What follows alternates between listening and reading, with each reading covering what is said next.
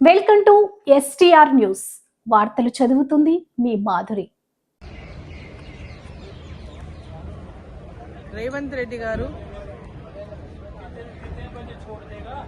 వేయాలనుకుంటున్నటువంటి HC భూముల యొక్క వేలాన్ని వెంబడే ఆపివేయాలి. గతంలో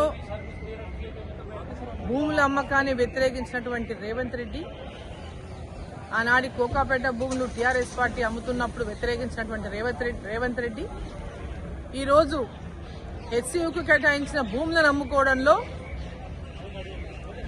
ఎందుకు అమ్ముకోవాల్సి వస్తూ ఉంది? ఒక విద్యా సంస్థకి ఇచ్చినటువంటి భూములని ఈరోజు వాళ్ళు పొజిషన్ తీసుకోకపోయిండొచ్చు, బట్ ఆ భూములను కేటాయించింది హెచ్సియుకు మాత్రమే. అనేక విద్యా సంస్థలు అక్కడ వచ్చినాయి. ఈరోజు ఆ భూమిని వేలం వేయాలని, దాని ద్వారా తాము ప్రకటించినటువంటి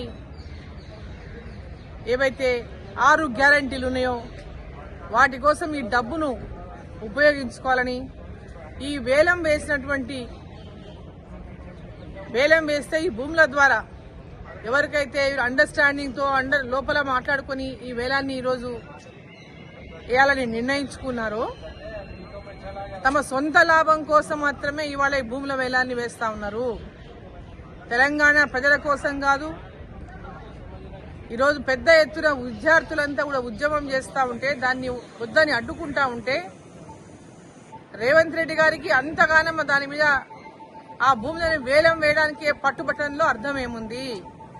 దాని వెనుక ఉన్నటువంటి మతలబేంది?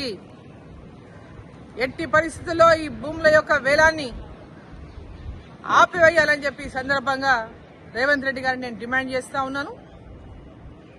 ఇప్పటికే గతంలో అనేక భూములు అమ్ముకొని అప్పులు తెచ్చుకొని అప్పులు కట్టడానికనో పథకాలను ప్రజలను మోసం చేసి అబద్దాలు చెప్పి పథకాల పేర్లు చెప్పి అధికారంలోకి వచ్చినటువంటి పార్టీలు భూములను అమ్మి రాష్ట్రాన్ని అప్పుల కూపంలో ముంచి రాష్ట్రానికి భవిష్యత్తు లేకుండా, రాష్ట్రంలో ఉన్న విద్యార్థులకు భవిష్యత్తు లేకుండా, రాష్ట్ర ప్రజలకు భవిష్యత్తు లేకుండా, రాష్ట్ర అభివృద్ధికి భవిష్యత్తు లేకుండా చేస్తున్నటువంటి తీరును రాష్ట్రంలో ప్రజలందరూ కూడా ఈరోజు గమనిస్తూ వ్యతిరేకిస్తూ ఉంటే రేవంత్ రెడ్డి గారు ప్రజల యొక్క